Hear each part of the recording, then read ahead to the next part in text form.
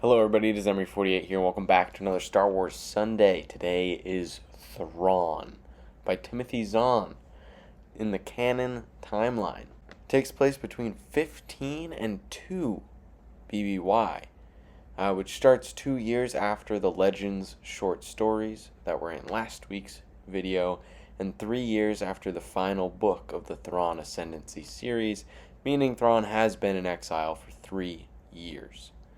Found the book for $10. Chapter 1. Thrawn reflects on the day exile was decided for him. Navy Imperial Captain Voss Park, Colonel Mosh Barris, Major Wyan, and Cadet First Class Eli Vanto are investigating a campsite that has markings from a language used in the unknown region. They have not found the settler. An Imperial ship also crashed. Their body and survival pack are missing, but the flight suit was filled with grass. 2 explosions went off within the Imperial camp, injuring no one. Another V-wing searching for the attacker crashed. The Empire knows the castaway can hear their communications because he stole the communicator from the first crashed pilot's helmet. Eli has deduced that the castaway has been there since the Clone Wars. Overnight, 3 guards were killed by more explosions, and 2 were killed by more guards. 18 stormtroopers arrived in the morning and went out in search. 1 went missing. Another that returned exploded. His actual body was found elsewhere. The Empire fled back to their ship, the Strike Fast, taking the hut with them. A figure snuck out of the transport a couple hours later after they returned, while being watched by Park, Barris, and Eli. The intruder did not resist arrest. He introduced himself to Park, Barris, and Eli as Mithra Naruto, or Thrawn. Now that whole chapter I vaguely remember the events of, so I don't remember where I read chapter 1 of this book, but I've definitely already read this. The rest of the book is pretty new to me. I have no recollection of anything after chapter 1. Chapter 2. Thrawn told Park, Barris, and Eli that he had been exiled for a disagreement with the Chiss leaders, and how he had defeated the Empire and fooled them on the planet. Eli has been assigned as Thrawn's translator and tutor for the trip to Coruscant. Park plans on bringing Thrawn in front of Palpatine. Park also wants Eli to find out whatever he can about the Chiss home planet. Thrawn and Eli have their first in-depth private conversation, and so has Thrawn's studying of Eli begun, and the Empire. They should arrive at Coruscant in the morning. Once there, they head for the Imperial Palace. Thrawn was brought before Palpatine, and he offered support to the Empire if the Empire would in turn help the Chiss, bringing up his prior meeting with Anakin Skywalker. Chapter 3. Thrawn agrees to be the Emperor's assistant to the unknown regions and was informed that Anakin Skywalker died in the war. Thrawn has also requested to keep Eli with him. Palpatine agreed, sending the rest of the officers back to their duties on the Strike Fast. Thrawn has continued to mentally study Eli and has started his studying of Palpatine. Eli and Thrawn have arrived at the Royal Imperial Academy on Coruscant, so Eli can finish his last 3 months of study, and Thrawn can learn the procedures of the Empire. They were greeted by Commandant Deanlark, who dislikes both of them, knowing they are only here because of an unexplained reason from the Emperor. Thrawn has been given the rank of lieutenant, and Eli believes this will be one of the reasons Thrawn will be a target by other students, including him being non-human and from even beyond wild space. Chapter 4. An Imperial governor is trying to strong-arm a family-run mining company on Lothal. Eric Uvis, working for Governor Azadi, wants to increase his stake in the company from 30% to 51%. Arihinda Price and her parents are in control of the other 70%. Arihinda, without consulting her parents, declined the offer and kicked Uvis off the property. He wants her to contact him when she sees reason. At the end of her shift, Arihinda's father, Talmor, called her, saying her mother, Elaine, has been arrested for embezzlement, the complaint filed by the governor's office. Arihinda has still not told Talmor about Uvis's threat, but is going to meet with Uvis. The police denied Elaine's bail and has not allowed her visitors.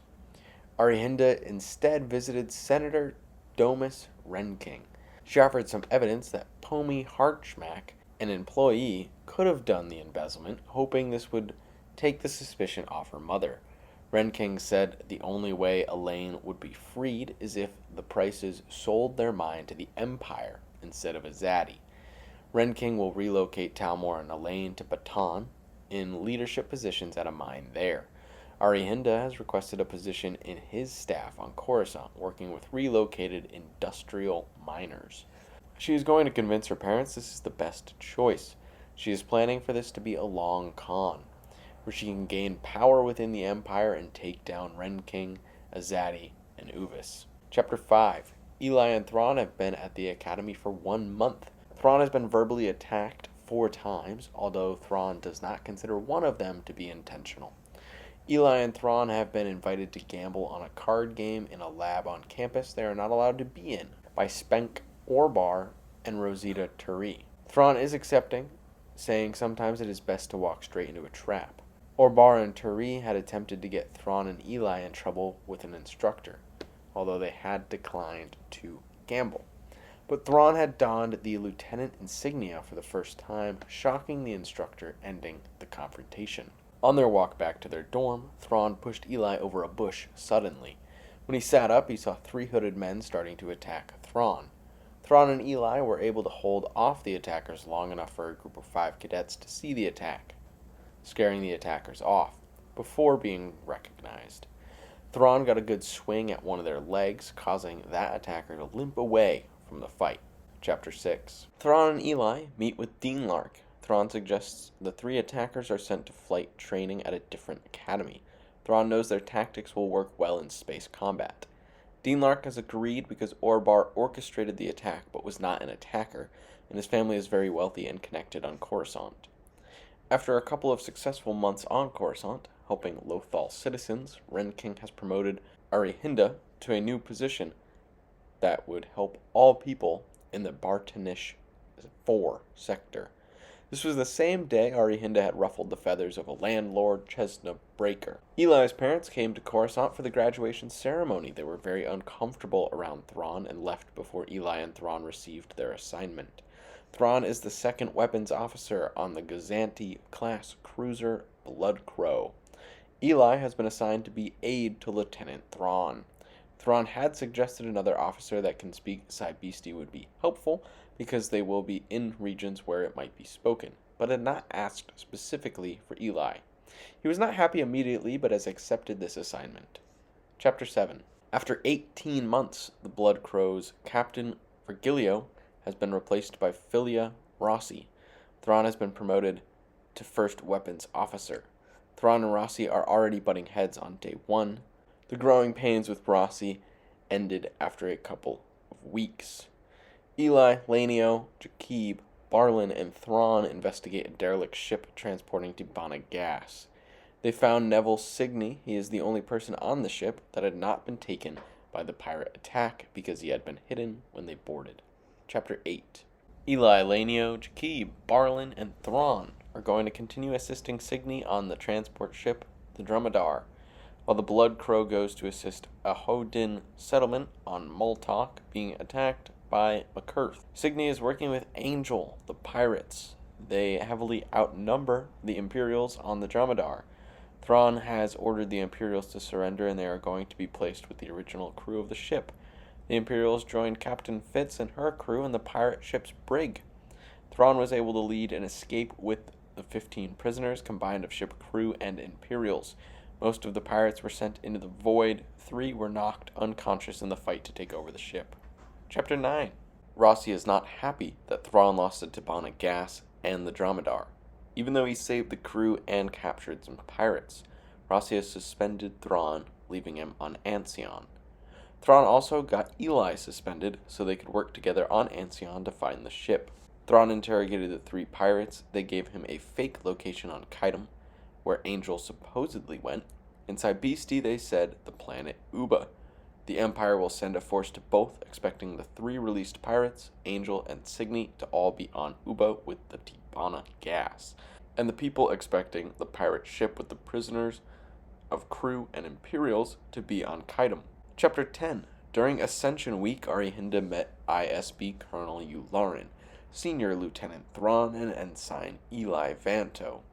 Yularen is bringing Thrawn around to introduce him to as many senators and other leaders as possible to help him put out the fire that was his actions during the pirate debacle. Even though it was successful, some people still saw the risk as too large to take. Arihinda then brought a data card from Ren King to Moff Gotti. He switched it out before returning it to her, and she noticed. Gotti sprayed enough Paulstein spice on her, which is highly illegal, to land her in prison for life. Chapter 11. Signy managed to escape. The dromedar was found. 12 of the 20 cylinders of Tibanna were empty, but the rest were recovered. Ren King had tried to put false info into Gatti's computer. Gatti has blackmailed Arihinda to do it back to Ren King. This resulted in Ren King's finances being cut.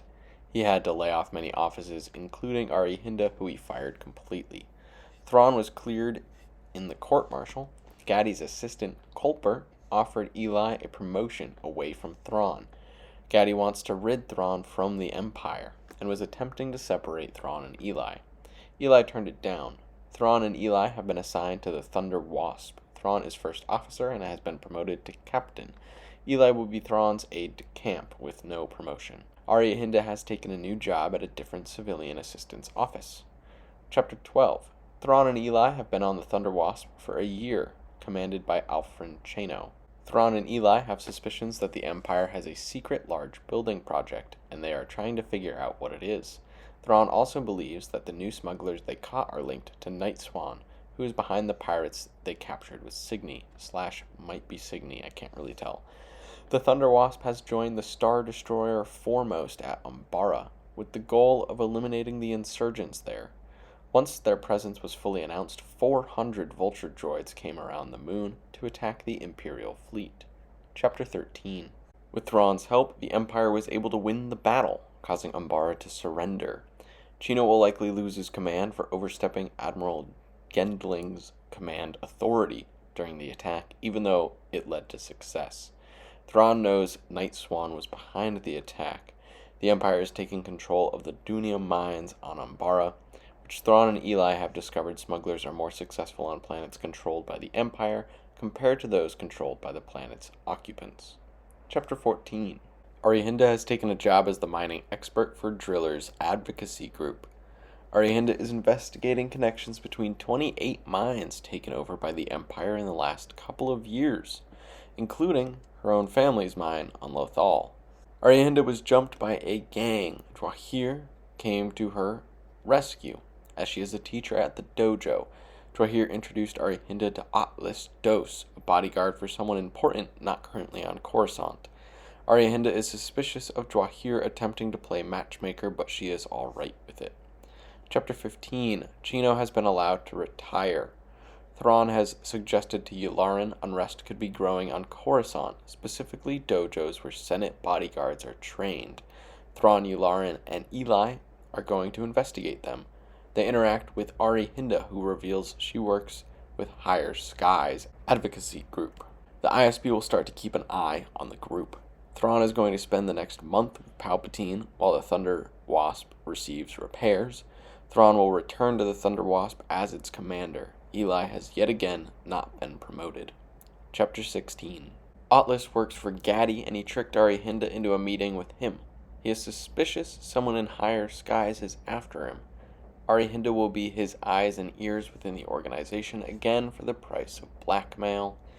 It does not seem like Driller is the spy, but nothing is confirmed.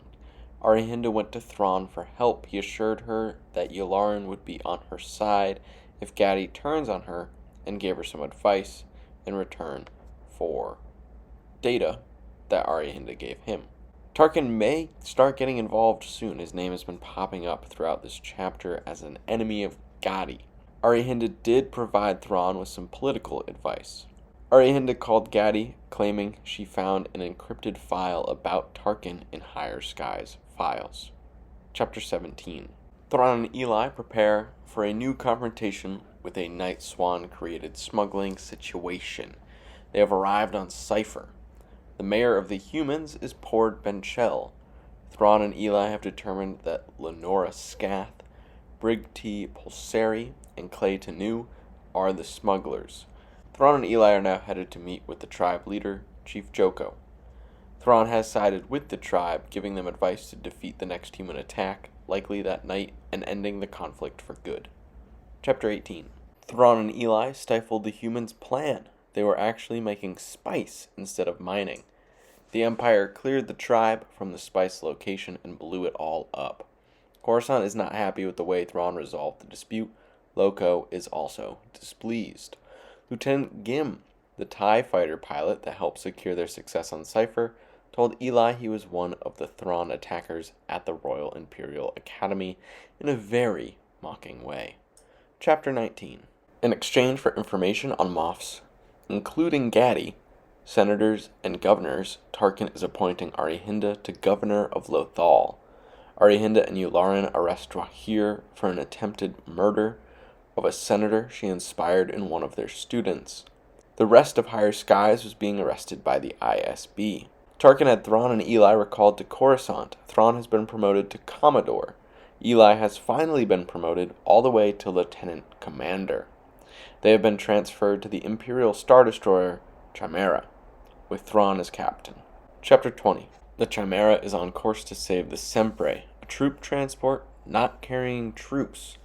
Stormtrooper Commander Ayer has received a communication from Coruscant. The Stormtroopers will handle whatever the new cargo is, and he cannot discuss it. Chimera's first officer is Karen Faro, and Lamar is the senior comm officer. The Chimera arrived too late. The Imperials were dead, most beaten to death. Thrawn and Eli have discovered that the cargo were slaves of a species bigger than humans. After more investigating, the slaves had been Wookiees. They had been processed on the Imperial base Lansen 26. Thrawn is certain the newly freed Wookiees and their rescuers will head there and target the base. The battle for Lansen was underway when the Chimera arrived. Thrawn was able to quickly end the battle as reinforcements were not anticipated by either side. Eli is not happy the Empire is using slaves. Thrawn agrees with the sentiment but basically says their opinion is useless. Chapter 21. Arihinda served under Tarkin for a year on Coruscant. She has now arrived to take her place on Lothal. She has shut down her family mine, ending Ren King's profits from the mine. She is allowing Ecos, the owner of the mine next to her parents, to fully mine the dunium Ren King thought had run dry. The governor of Kintoni has pushed for more Navy infrastructure on their planet. Kintoni is a neighbor of Lothal. After 3 months on Lothal, Arihinda is returning to Coruscant to advocate for Lothal to be the Imperial center in the area of the Outer Rim. Arihinda had Thrawn look into both Kintoni and Lothal. He found that Lothal is more advantageous base for the Navy. Thrawn has given her his report so she can submit it to High Command. Arihinda has gone to Ren King, asking him to help with her proposal to improve Lothal's stake in the Imperial Navy.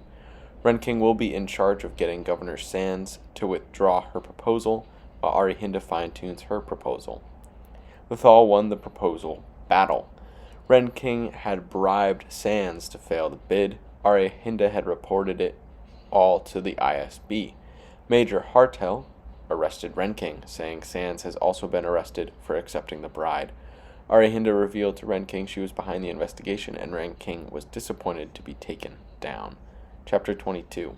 The Chimera is being sent to Bottajef, where the governor has announced their plan to secede from the Empire. Thrawn told Eli he thinks he has figured out where the large building program is underway. They may investigate that further after they finish their business on Bottajef. Thrawn was able to capture Governor Kessel. He was attempting to steal billions of credits of art from the Jeffy. Thrawn is returning the art to the people and reintegrating them back to the Empire. Chapter 23. Admiral Thrawn and Commander Eli have been recalled to Coruscant. They are at a meeting with Yularen, Fleet Admiral Donasius, Admiral Durrell of the Judicator, Admiral Kinshara of the Stalwart, Governor Restos of Baton, Governor Wistran of Danash, Governor Eastorn of Salmon, and Governor Arihinda of Lothal. Thrawn was assigned to take out the rebels who captured a base on Baton. Thrawn had reservations and questions, saying the defenses may be better than they seem at first appearance. Durrell said the fight would be simple and took the Baton assignment. Thrawn is instead assigned to the mission on Salmon. Pharaoh is the new captain of the Chimera. Thrawn has ordered her to take the task force to Salmon and instructed how to handle the battle. Thrawn and Eli are headed to Bataan to observe how Durrell handles the battle there, which Thrawn expects he will fail. Thrawn and Eli have watched Durrell fail. They will follow one ship that fled to a base. They are posing as arms dealers. Captain Brento is observing where the 7 freighters are going that stayed on the planet. Chapter 24. Thrawn and Eli have arrived at the base. Eli is posing as Horatio Fig. Eli meets Signy, who wants to be called Night Swan. Thrawn was able to set off a bomb and hit the abandoned ship, causing chaos. Thrawn and Eli have escaped in one of the ships, gaining all of their navigational data, hoping to find more bases. Thrawn and Eli have returned to Bataan, seeing Brento had been able to move the Judicator out of firing range. Faro was successful on Salmon. Kinshara was successful at Danash. Thrawn has been given the Bataan assignment after Durrell's failure. He is furious. Chapter 25. Thrawn led the fleet and took back control of the island. Arihinda and ISB agent Gudry are headed into the mining town. It is where her parents have moved to. She is hoping to collect data on the Insurgents' base in the mines to help Thrawn's next attack, which will likely be a ground assault. Yularen told Eli he is worried Night Swan is under Thrawn's skin. Eli reassured Yularen, but agreed to keep an eye on him during the battle. Chapter 26. Arihinda and Gudry have met with her parents. Talmor has agreed to take them into the mining facility, although he does share the sentiment of the Insurgents, saying Governor Restos is corrupt. He is not a part of the Insurgents. Thrawn was able to make contact with Night Swan, asking for a private meeting at a field between their 2 camps, which Night Swan has agreed to, curious as to Thrawn's objective of the meeting. Arihinda and Gudry have collected some data. Arihinda and Talmor are leaving the mine. Gudry is staying in, trying to take down the shield generator. Chapter 27. Thrawn and Night Swan met, discussing the mystery Imperial project. Thrawn offered Night Swan a position in the Chiss Ascendancy if he surrenders now. When Arihinda and Talmor returned home, she convinced her parents to pack so they could get out before the impending battle. Yularen confronts Thrawn about his conversation with Night Swan and seems to believe that Thrawn is hoping to both help the Empire and the Chiss Ascendancy. They do know that Arihinda has separated from Gudry. Chapter 28. Gudry found Arihinda trying to evacuate her parents. He tried to stop her. She broke his arm, took his blaster, and killed him. Elaine now understands the urgency of their packing. Just over 30 ships came out of hyperspace and are in the area of 3 damaged ships within Thrawn's fleet, not attacking yet. Thrawn has ordered the start to the battle on the planet. Yularen has sent a squad to the Price house, trying to find Arihinda and Gudry. The Price family has escaped the Insurgents' line. Arihinda killed an Insurgent guard on the way out. Elaine didn't realize it was Arihinda, but Talmor knew. Thrawn had a secret stash of ties in space. The space battle has finally begun. Arihinda set off the explosion set by Gudry at the explosives cache within the Insurgent base. The explosion, with the shield still active, sent a destructive firestorm across the entirety of the shield, which includes the Insurgent base and civilian population. Thrawn has ordered the waiting ground force to head into the Insurgent area, not to fight, but for search and rescue. Arihinda has gotten her parents away from the battle. They are headed back to Lothal and her governor's mansion. Yularen saw the exchange, telling her Thrawn requests their presence back on the Chimera. Chapter 29. Night Swan was killed in the firestorm after the explosion. The reason the explosion happened has not been found. Many people are suspicious of Arihinda, but there is no proof on the matter. Thrawn met with Palpatine. He was promoted to Grand Admiral. He also asked about the Death Star project, and Palpatine gave him the details. Vader then entered the throne room, meeting Thrawn. Epilogue.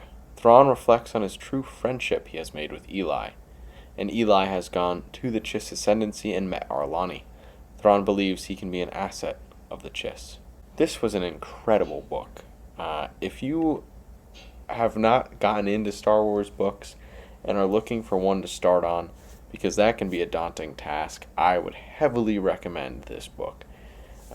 There are plenty of Thrawn books out there, but man, this one is just so good front to back. Every chapter has a tale of its own. Every page is intriguing and detailed. I don't have a complaint with this book. I liked the protagonist. I liked the antagonist. And at times, figuring out whether they're on the correct side or not was also very interesting, because Thrawn is not inherently Empire, which I hadn't really realized as much. But man, what a good book. Tactical space battles throughout. And we actually get to see a tactical land battle, which is kind of cool. Granted, it doesn't play out fully how Thrawn expected it to, which is rare for him. But overall, a very, very good book. That is all I have for Thrawn. Timothy Zahn, very well done. Thank you for this incredible work. Thank you everybody so much for watching, and I hope you have a wonderful rest of your day.